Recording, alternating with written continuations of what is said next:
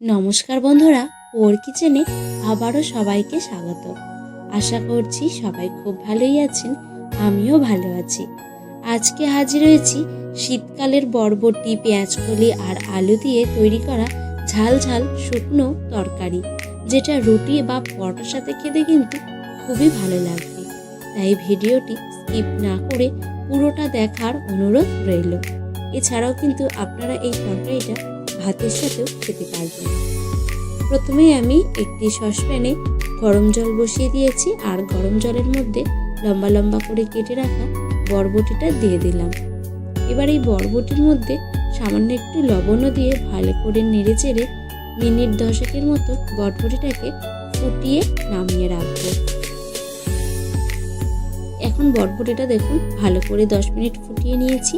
এবার জল ছেঁকে আমি নামিয়ে নিচ্ছি। আমার চ্যানেলের এই রান্নাগুলো যদি আপনাদের ভালো লেগে থাকে তাহলে লাইক, কমেন্ট আর শেয়ার করে দেবেন। এবার কড়াই বসিয়ে কড়ার মধ্যে সাদা তেল দিয়ে দিচ্ছি। একটু বেশি পরিমাণে সাদা তেল দিয়েছি। তেলটা গরম হয়ে গেলেই ফোড়নে দেব গোটা জিরে, আর তার সাথে দিয়ে দিচ্ছি একটি বড় সাইজের পাতলা করে কেটে রাখা পেঁয়াজ কুচি। এবার এই পেঁয়াজ কুচিটাকে একদম লালচে ব্রাউন কালার করে ভেজে নেব।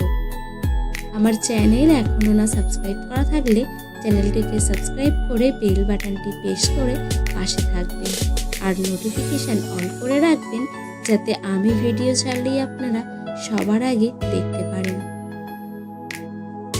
গ্যাসের ফ্লেমটা মিডিয়ামে রেখে পেঁয়াজটাকে আমি একদম হালকা ব্রাউন কালার করে ভেজে নিয়েছি। এবারে দিয়ে দিলাম ডুমো ডুমো করে কেটে রাখা আলুটাকেও পেঁয়াজের সাথে মিনিট 5 একটু নাড়াচাড়া করে ভেজে নেব।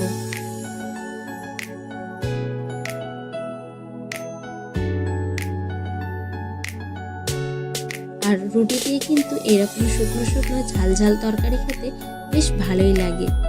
এবার এই আলুর মধ্যে দিয়ে দিলাম 1 চামচ লঙ্কার গুঁড়ো আর 1 চামচ হলুদের গুঁড়ো, আর তার সাথে দিচ্ছি 1/2 চামচ ধনের গুঁড়ো, আর দিয়ে দিচ্ছি টমেটো কুচি। আমি এখানে 2টো মিডিয়াম সাইজের টমেটো কুচি দিয়ে দিলাম, আর তার সাথে দিলাম ছোট চামচের 1 চামচ রসুন বাটা।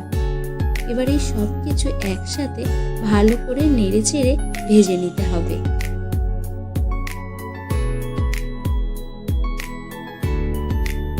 আপনারা তো অনেক রকমের তরকারি বরবটি, পেঁয়াজকলি বা ভাজা করে খেয়েছেন। একবার এইভাবে বরবটি, আলু আর পেঁয়াজকলির এই ঝাল ঝাল শুকনো তরকারিটা বানিয়ে খেয়ে দেখুন, এর স্বাদ কিন্তু হয় অসাধারণ। মশলা একসাথে কষিয়ে নেওয়ার পর দিয়ে দিলাম চেরা কাঁচা লঙ্কা, আর তার সাথে দিয়ে দিচ্ছি লম্বা করে কেটে রাখা পেঁয়াজকলি। এবার এই সমস্ত কিছু আবারও একসাথে ভালো করে কষিয়ে নেব। পেঁয়াজকলিটাকে আলাদা করে ভাজার কোনো দরকার নেই, যেহেতু পেঁয়াজকলিটা নরম, সেজন্য এই আলুর সাথে কিন্তু মিনিট 10 মতো নেড়ে চেড়ে কষিয়ে নিলেই কিন্তু পেঁয়াজকলি একদম সুন্দরভাবে নরম আর সেদ্ধ হয়ে যাবে। এখন মশলার সাথে আলু, পেঁয়াজকলি সব কিছু ভালো করে নেড়ে চেড়ে কষিয়ে নেওয়ার পর দিয়ে দিচ্ছি স্বাদ মতো লবণ। এবার লবণটাকেও দিয়ে আরও আমি মিনিট 10 মতো নেড়ে চেড়ে রান্না করে নেব। আমি কিন্তু এই পর্যায়ে কোনো জল ব্যবহার করব না। পেঁয়াজকলি, আলু সমস্ত কিছু একসাথে নেড়ে চেড়ে নেওয়ার পর দিয়ে দিলাম সেদ্ধ করে রাখা বরবটিটা। এবার বরবটিটাকেও দিয়ে আবারও ভালো করে নেড়ে চেড়ে কষিয়ে রান্না করে নেব। আর আমি কিন্তু এইভাবে সবজিটাকে একসাথে নেড়ে চেড়ে কষিয়ে কিন্তু রান্না করব। এবার আমি ঢেকে দিলাম মিনিট 20 মতো। গ্যাসের ফ্লেমটা একদম স্লোতে রেখে মিনিট 20 ঢেকে দিয়েছিলাম। ঠিক মিনিট 20 পর ঢাকা খুলে দিয়েছি। দেখুন এখন কিন্তু সবজিগুলো খুব সুন্দর নরমও হয়ে গেছে। প্রায় এখনই কিন্তু সবজিগুলো প্রায় 80% মতো সেদ্ধ হয়ে গেছে। আমি সমস্ত কিছু আবারও ভালো করে নেড়ে চেড়ে ঢেকে রান্না করে নেব আরও 10 মিনিটের মতো। মিনিট 10 পর ঢাকা খুলে দিয়েছি। দেখুন সবজি কিন্তু খুবই সুন্দরভাবে নরম হয়ে গেছে। আর এখন আমি সবশেষে দিয়ে দেব একটা গোটা পাতিলেবুর রস।